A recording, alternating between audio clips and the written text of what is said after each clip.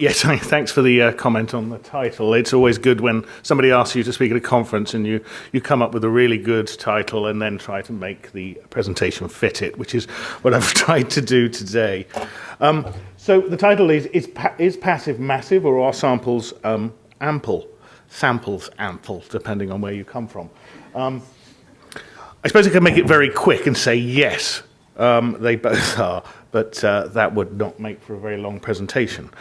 So today, what I'm really going to focus on today is talk about what is passive data, and although many people have lots of definitions of what makes passive data, is it big data, is it a subset, I'm really going to talk about the areas that we in the media area are focusing on at the moment. And some of it will touch a little bit on what Karen and Tetsuji-san have spoken about already. And then really delve into what passive data is good at, and conversely, perhaps what it's not so good at. And then how we are using passive data hand in hand with active data. And then at the end, I'm going to talk a little bit about how we get people to opt in, or what those opt-in rates are, and the implications it has for our business. So perhaps as a way of an introduction, we live in a world where there's big data everywhere. In fact, according to IBM, we generate, whatever this means, I have no idea, but 2.5 quintillion new bytes of data each day. So passive data is the usable subset of that big data, and it is massive. Most of it, however, which runs counter to us as market researchers, is done without the knowledge of those consumers. So this does create an issue, especially when we are trying to move into the space and optimize, if you like, that intersect where survey data meets passive data. One of the ways, one of the types of passive data, which is recruited from a sample, is smartphone. And the mechanics of this are you recruit a respondent either from a panel or indeed off of one of your own surveys, and you download the app for a period of time, and that app essentially measures everything they do on their device. And what we do is we supplement that with a daily diary, which captures the media behavior that's happening off of the device as well. Now, the reason I mention this is because in a world where big data is basically everywhere and we're bombarded with it, it kind of runs counter a little bit to how we have traditionally used currencies, because we have TV ratings currencies, and we've spent cumulatively billions of dollars developing these currencies with joint industry committees and standards and best practice established over many years. And then we're faced with the online environment where there appears to be very little control, and this big data is basically drip-fed as the owners of the data like that data to be used. And what we end up with is a very robust measurement of perhaps linear and traditional media, and something less robust on the other side. And what is perhaps really infuriating to clients of market research companies is you will have the same company providing you a TV rating that says TV is everything, and that same company is also doing something for, say, Google, which is incredibly saying that they're taking things over. So I think what passive data gives us via a smartphone, for example, is it kind of levels the playing field and perhaps busts a few myths. And I'm going to show you quickly some data that's collected from Australia. And this is looking at, and I call it the great leveler because it kind of does bust some of these myths. I mean, there's a perception that with things like Netflix and iFlix and Stan in Australia, that it's essentially eating into linear television. And I'm sure it is in many respects. So what this chart is showing us is it's a simple reach across the day. So as the line gets bigger, that's obviously into prime time. And you'll see that live TV here, and this is in homes which do not have an SVOD service. An SVOD service is a Netflix. It's subscription video on demand. So the conventional wisdom is that if you have an SVOD service, what actually happens to live TV is that audience falls.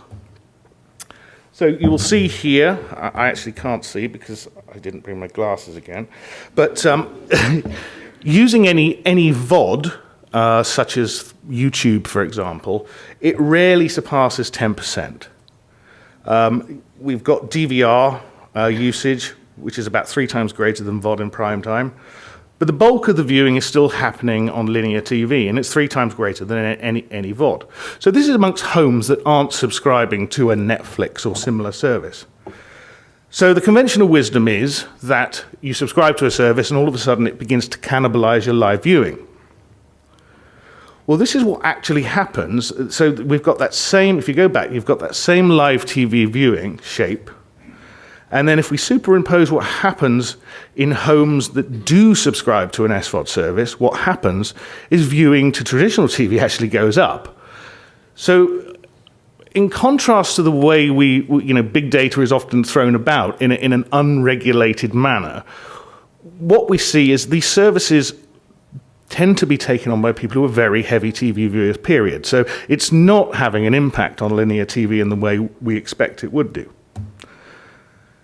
So, and as we say here, viewership to live TV actually is higher in homes that subscribe to things like Netflix.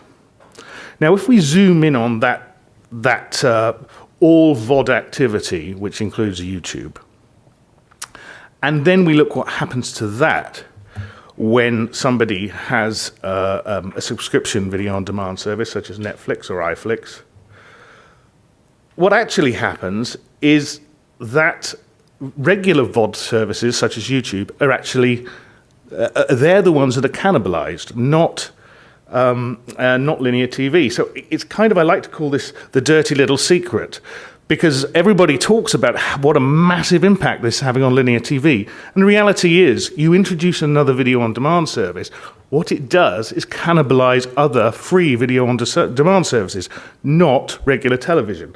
So I call it the great leveler because in a world where we've got disparate information coming in from all kinds of angles, it really does level the playing field a little bit. Now, the other area of passive data that we're working on is with return path data. And return path data is viewing behavior that's collected directly from your cable or satellite set-top box. And the way it works is your set-top box sits on top or underneath your television, and your cable provider, whether it's Singtel or StarHub, will send you content to your set-top box. And what your set-top box does in return, thank you very much, is it sends your viewing behavior back to Singtel and StarHub, which is fantastic because they know exactly what you're watching when they're negotiating contracts with cable TV providers, channel providers. They've got that little bit of information that you can leverage when you're renegotiating your deal. Now, it has some incredible strengths. I mean, it's census-level data. It's everybody. What's great is there are lots and lots of niche channels that traditionally we don't get data for. There is a place for them, but if we were to rely on traditional rating systems, they'd all disappear because they're commercially unviable according to the standard rating systems. But what it also does is it opens up the potential for highly targeted advertising. Now, the weaknesses are it doesn't tell us who, or indeed if anybody is watching in the home. Because just because your set-top box is on, it doesn't mean anyone's either in front of it, or it also doesn't mean the TV is necessarily turned on. I'm sure not everybody, when they go to bed, remembers to turn off their cable box. So it's still sending a signal that you're watching Walking Dead through the evening on a marathon session, when in actual fact you're in a land of Nod. So we don't even know if the TV's on, let alone if anybody's watching.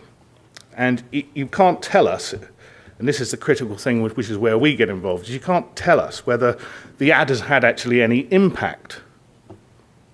So there are ways around this where we get rid of those weaknesses.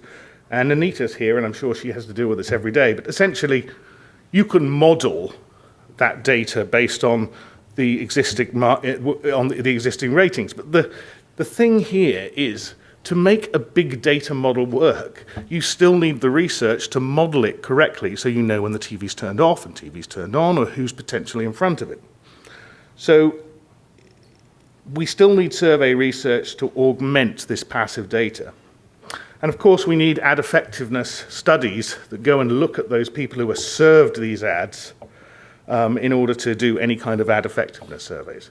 And that takes me really to the next case study, which is something we work on with Sky in the UK. For those who don't know, Sky is the biggest pay TV operator in the UK, owned by News Corp. And they have their system is called AdSmart, and that's their return path data system. And what it does is, like the example I showed, where they send content to the set-top box, they also send a whole lot of other things like set-top box, which identifies who that person is, and that information goes back, and then we conduct survey research to tell them how these campaigns worked. But it allows them to niche target,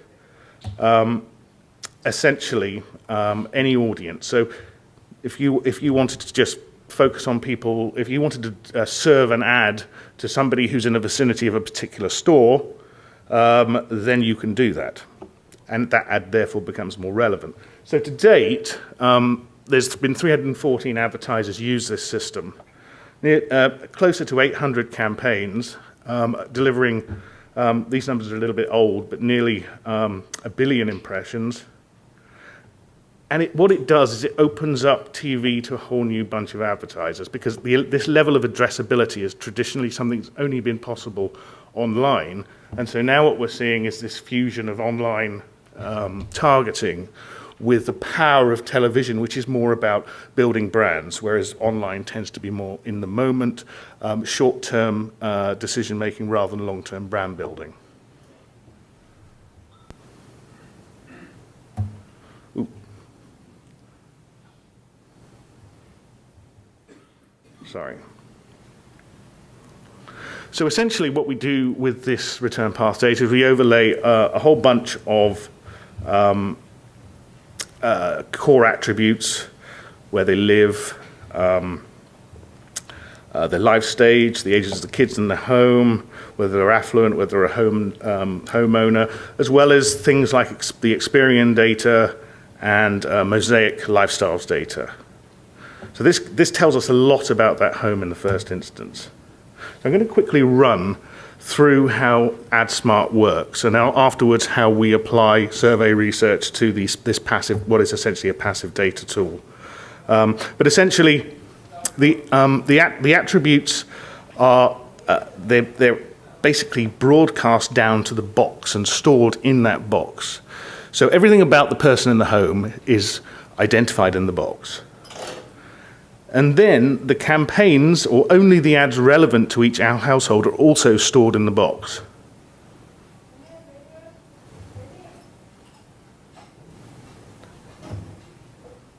Then we add the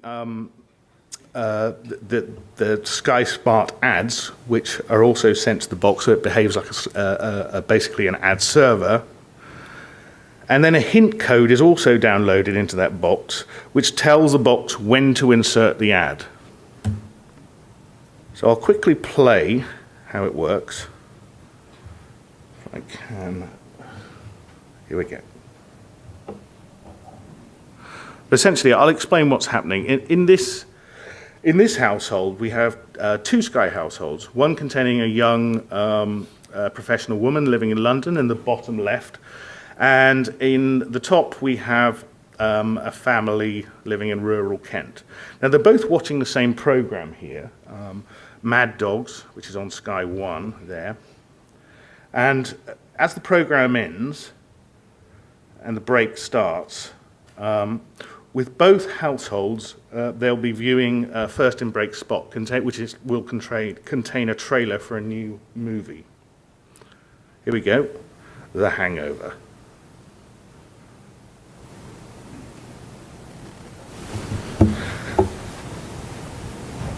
So this spot has not been ad smarted. And now what you'll see is the hint has been downloaded, And the professional woman in London is now getting the mini ad, and the person in rural Kent, I can't see what that ad is, but it's obviously something much more relevant to them.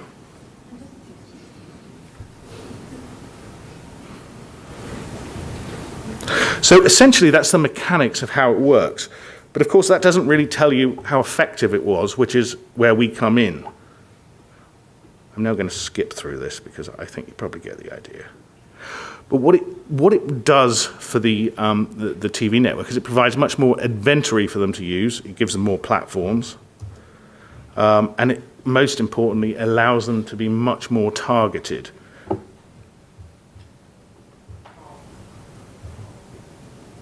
Now,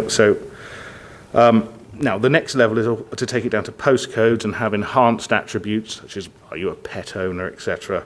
So that really is the next stage. But in terms of the research bit, obviously that was the exciting, clever TV bit. Now it comes down to the bar charts. But what we've done so far is evaluate around 50 campaigns. Done over 30,000 interviews across 10 categories. Now, this is actually a UK example, but this is the kind of stuff that's just launching with Astro, or has launched in Astro in Malaysia, and will be coming, I'm sure, to the pay TV platforms here. And as a case study, I'm going to look at Clas Ohlson, and we seem to have a bit of a theme here. Sweden. Clas Ohlson is a Swedish hardware retailer, and they're quite new to the UK. So their awareness in the market is already relatively low, and they actually don't have that many stores. So this case study really looks at how targeted this particular campaign is. So if we look here, they only have 12 stores across the UK. So they're basically looking at very tight geographic targeting to deliver their ad to only those that live in a sort of in a radius of where that store is. And as with most AdSmart campaigns, this is on top of a regular linear campaign. Sorry, I've lost.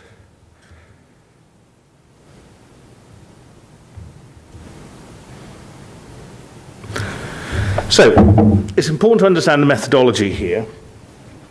We have three sample groups. So we have the linear comparison, which is the regular TV ads that are delivered on live TV. In this case, to adults in ABC One homes. Then we have the targeted sample, and the targeted sample in this case is young and mature home sharers and families, mid to very high affluence, but also living near to one of where these stores are. And then we have what we call the served market. So these are also targeted, but this time they're giving extra frequency. So they're exposed to more ads. And so this forms the basis of our three sample groups.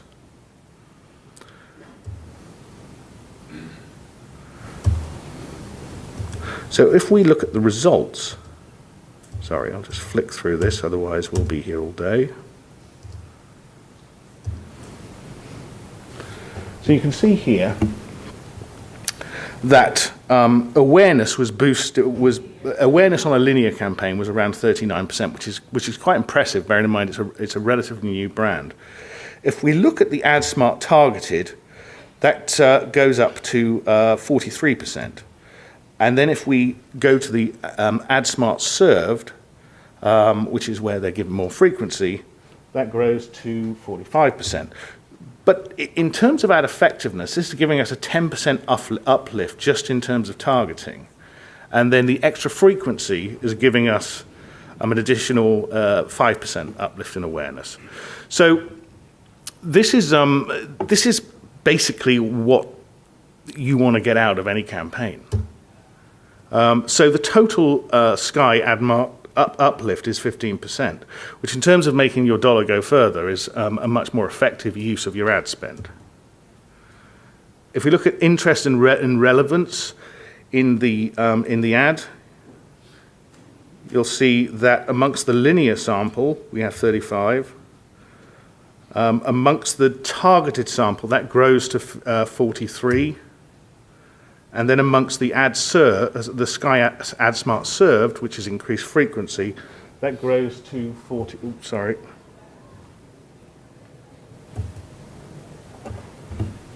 I'm having real trouble with this. That rises to 40. That rises to 49.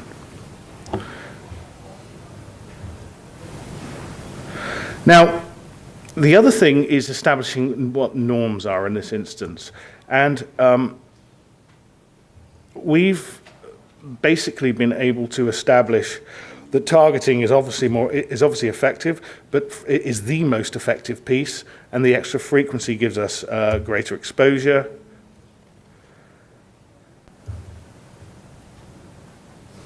I'm going to flick through this.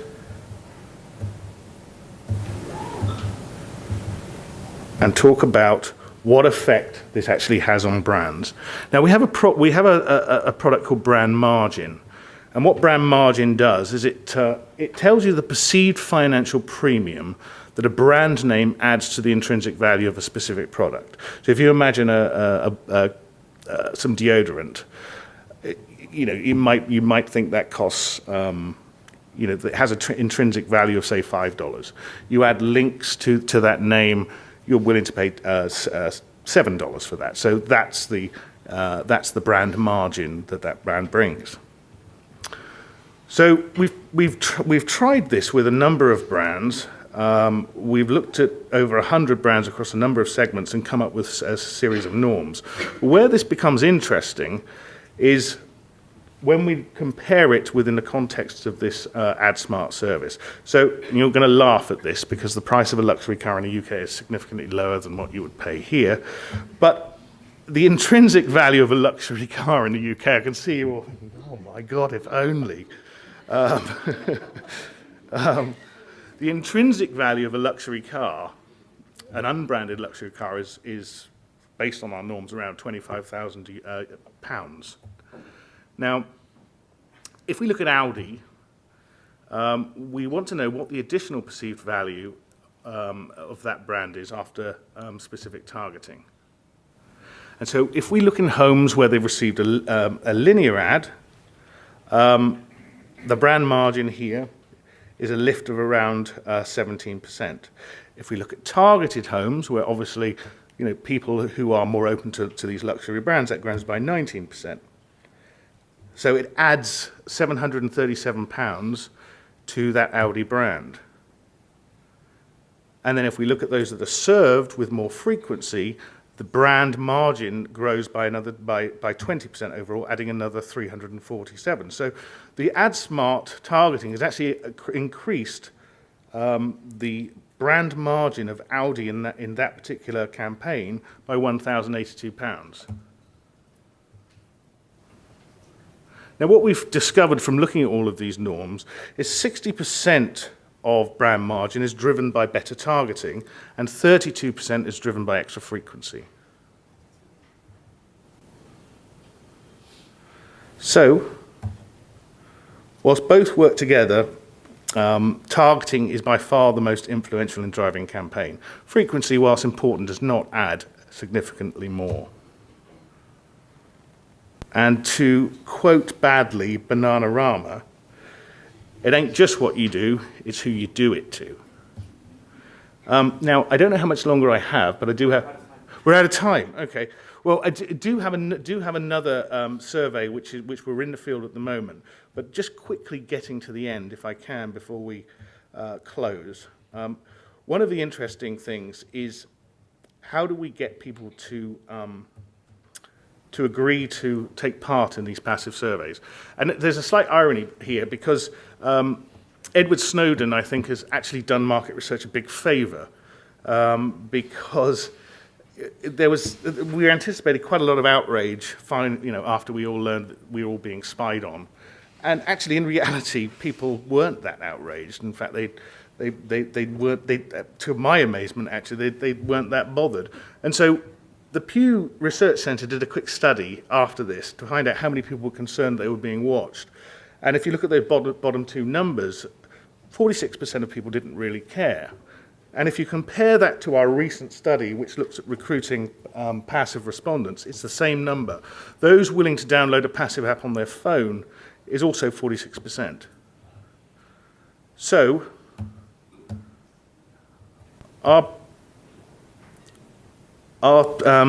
is passive massive? Yes. Are samples ample? Yes.